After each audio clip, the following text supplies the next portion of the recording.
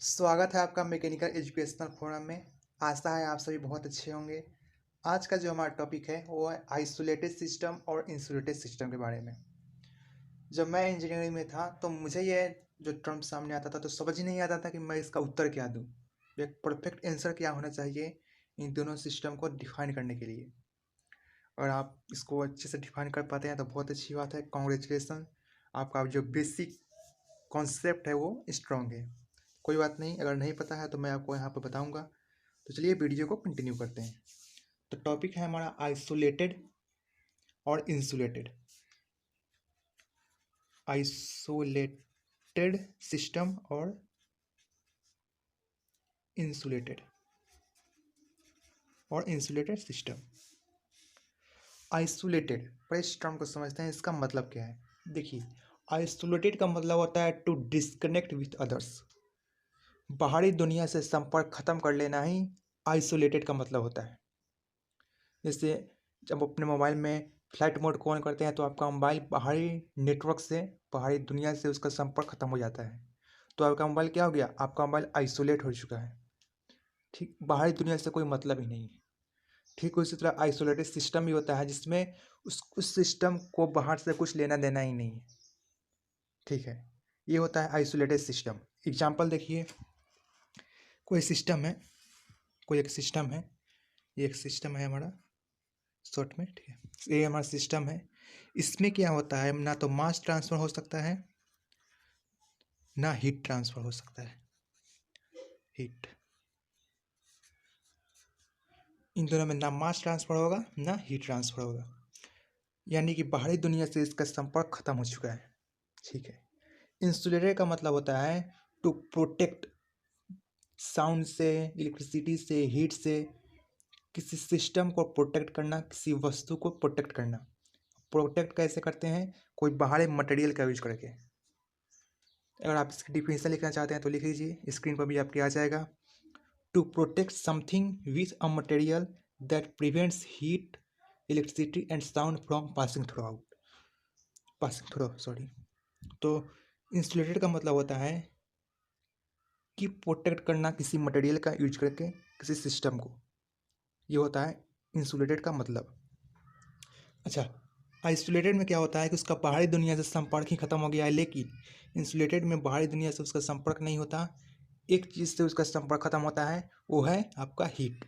Heat transfer नहीं होगा, thermodynamics पे केवल बात करेंगे हम, केवल हीट ट्रांसफ़र नहीं होगा, बाकी सब कुछ होने वाला है। तो जैसे आप टरबाइन का एग्जाम्पल ले लीजिए, ये आपका क्या होता है, टरबाइन होता है, ये आपका टरबाइन है। इसमें हम क्या करते हैं, हम इसमें इंसुलेट कर देते हैं, इसको हम इंसुलेट करते हैं ताकि कोई भी हीट ट्रांसफ़र आपका पॉसिबल ना हो पाए। ये होता है इंसुलेटेड सिस्टम का मतलब। लेकिन आइसोलेटेड सिस्टम में बाहरी दुनिया से कोई मतलब नहीं, ना तो मास आएगा ना हीट उससे पास होगी ना एंटर करेगी। ये होता है आइसोलेटेड और इंसुलेटेड का मतलब। ये तो मैंने कुछ बताया कि आपको आइसोलेटेड और इंसुलेटेड ये जो टर्म है उनका मतलब क्या है। कुछ और पॉइंट्स हैं जैसे इनको और अच्छे से समझते हैं। आइसोलेटेड में हम एक सिस्टम लेते हैं। सिस्टम क्या है, हमारा एक कप है, हमारा एक कप है मान लीजिए समझने के लिए। इसमें चाय रखी हुई है तो इससे हीट फ्लो होगा, हीट फ्लो होगा। अगर ये हमारा सिस्टम है तो ये हमारा सराउंडिंग हो गया, ये हमारा सराउंडिंग हो गया, ये हमारा सराउंडिंग सिस्टम है। तो ये दोनों क्या बनाएंगे, ये यूनिवर्स बनाएंगे। यूनिवर्स आपको भी पता है, system plus surrounding is equal to universe. तो आइसोलेटेड सिस्टम का एग्जांपल है आपका यूनिवर्स। ये एक परफेक्ट एग्जांपल है आइसोलेटेड सिस्टम का, जिसमें ना तो इसमें क्या होगा, यूनिवर्स। यूनिवर्स से कुछ अलग हो सकता है क्या।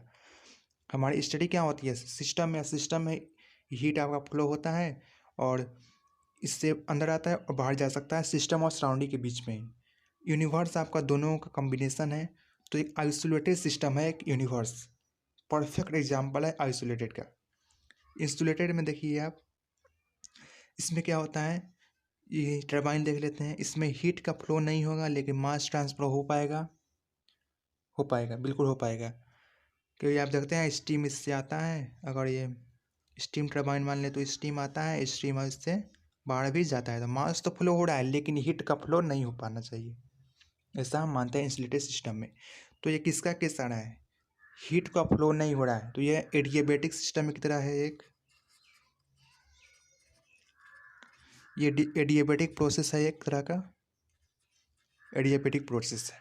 ठीक है, अगर हम बात करें कि इन दोनों की एंट्रोपी क्या होगी, एंट्रोपी चेंज इनमें कैसे निकालेंगे हम, तो देखिए ये है आपका आइसोलेटेड सिस्टम और हमको पता है एंट्रोपी चेंज क्या होता है।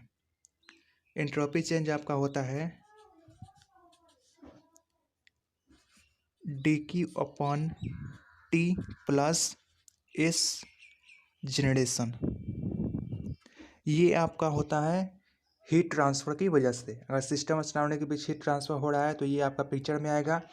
एस जनरेशन इंटरनल इरिवर्सिबिलिटी की वजह से आता है, इरिवर्सिबिलिटी जैसे आपका फ्रिक्शन हो गया, इसकी वजह से ये एंट्रोपी जनरेशन आता है। अगर हमारा आइसोलेटेड सिस्टम है तो आपको तो पता चल गया कि हीट का फ्लो नहीं होगा, तो ये टर्म तो हो गया जीरो। इंटरनल इरिवर्सिबिलिटी हो सकती है क्या एंट्रोपी जनरेशन, बिल्कुल हो सकती है, लेकिन इसकी जो वैल्यू आएगी या तो ये होगी, सिंपल सी बात है, एंट्रोपी जनरेशन या तो होगी या नहीं होगी, यानी कि इसकी वैल्यू दो आ सकती है, एक तो जीरो हो सकती है या जीरो से बड़ी हो सकती है, जीरो से बड़ी हो सकती है, greater than zero, greater than zero हो सकती है। तो एंट्रोपी जनरेशन जो आएगा, चेंज इन एंट्रोपी, वो आएगा ग्रेटर देन और इक्वल टू जीरो, ये होगा आइसोलेटेड सिस्टम का एंट्रोपी में चेंज। यूनिवर्स की एंट्रोपी भी ऐसा ही होती है, और आपने पढ़ा भी होगा कि एक आइसोलेटेड सिस्टम की जो एंट्रोपी में चेंज होता है या तो जीरो या हमेशा इंक्रीज ही होती है, जीरो हो सकती है या तो इंक्रीज हो सकती है। यूनिवर्स के बारे में आपने पढ़ा होगा कि एंट्रोपी या तो जीरो हो सकती है या बढ़ सकती है, नेगेटिव नहीं हो सकती, नेगेटिव नहीं हो सकती, ये ऐसे ही आता है ये। अगर हम इंसुलेटेड सिस्टम की बात करें, इंसुलेटेड सिस्टम की डेल एस डी क्यू अपन टी प्लस एस जनरेशन, अगर ये हमारा रिवर्सिबल एडियाबेटिक प्रोसेस है तो हीट ट्रांसफर तो होगा नहीं।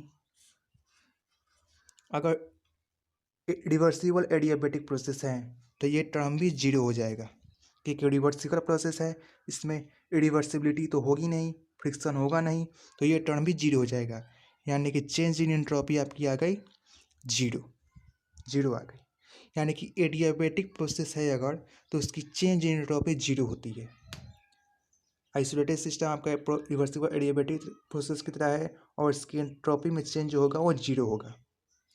इसको हम आइसेंट्रोपिक प्रोसेस भी बोलते हैं, आइसेंट्रोपिक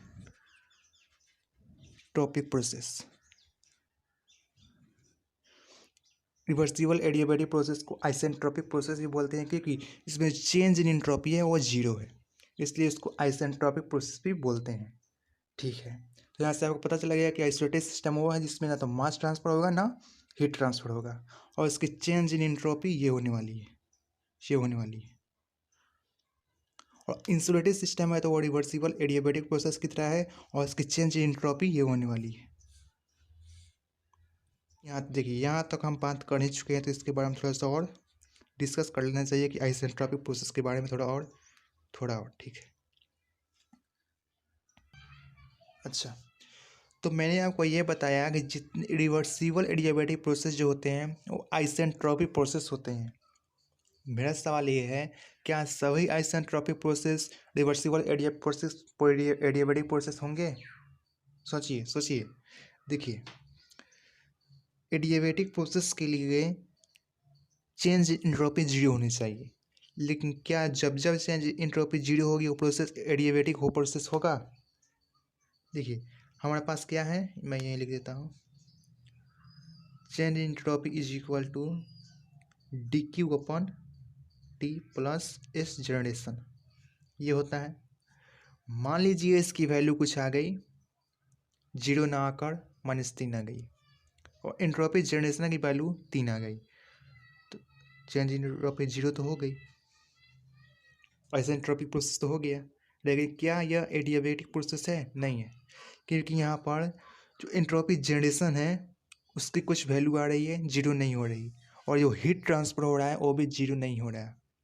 लेकिन एडियाबेटिक प्रोसेस में तो दोनों 0 होनी चाहिए, रिवर्सिबल एडियाबेटिक प्रोसेस है तो इसलिए ये जो स्टेटमेंट है कि ये सभी reversible adiabatic process isotropic process होते हैं, ये सही है। लेकिन जितने भी आइसेंट्रोपिक प्रोसेस हैं वो सभी रिवर्सिबल एडियाबेटिक प्रोसेस नहीं हो सकते, इस बात का आपको ध्यान रखना है। ठीक है, तो फिर से मैं आपको समरी बता देता हूँ कि मैंने क्या क्या किया। आइसोलेटेड सिस्टम का एग्जांपल है यूनिवर्स, परफेक्ट एग्जांपल है। इससे मास ट्रांसफर और हीट ट्रांसफर पॉसिबल नहीं है। इंसुलेटेड में आपका हीट ट्रांसफर पॉसिबल नहीं है, बाकी सब पॉसिबल है थर्मोडायनेमिक्स में केवल। ठीक है, क्योंकि आप इंसुलेटेड मटेरियल का यूज करते हैं वायर में, जो इलेक्ट्रिसिटी को रोकता है, साउंड को रोकता है। ठीक है, ये इंसुलेटेड मटेरियल का काम होता है। लेकिन यहाँ थर्मोडायनेमिक्स में बात करें तो केवल हम यहाँ मास और हीट की बात करेंगे। तो हीट ट्रांसफर पॉसिबल नहीं है, मास ट्रांसफर पॉसिबल है। ठीक है, या टरबाइन भी देता है हमें वर्क। ठीक है, तो किस इसमें इंसुलेटेड में केवल हीट ट्रांसफर पॉसिबल नहीं है। इसका एग्जाम्पल रिवर्सिबल एडियाबेटिक प्रोसेस की तरह ये बिहेव करना है। ठीक है, आइसोलेटेड सिस्टम के लिए जो चेंज इंट्रोपी होती है ये होती है, ये होती है। आप यहाँ लिख सकते हैं change entropy of universe greater than और इक्वल टू 0। और इंसुलेटेड मटेरियल, इंसुलेटेड सिस्टम के लिए जो चेंज इंट्रोपी होती है जो ये होती है। ठीक है, आइसोलेटेड का मतलब होता है बाहरी दुनिया से खुद को डिस्कनेक्ट कर लेना। समझिए ना, ये सिस्टम है, इसमें कुछ हो ही नहीं रहा, न मास ट्रांसफ़र होगा ना एनर्जी ट्रांसफ़र, कुछ पॉसिबल ही नहीं है। यानी कि इसने खुद को आइसोलेट कर लिया है, बाहरी दुनिया से संपर्क खत्म। इंसुलेटेड में केवल हीट ट्रांसफ़र पॉसिबल नहीं है।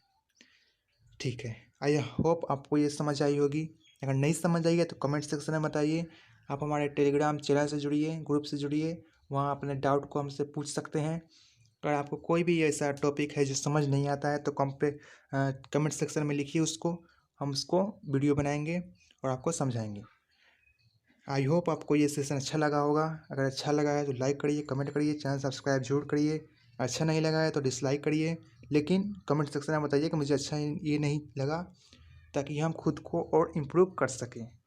ठीक है, थैंक यू।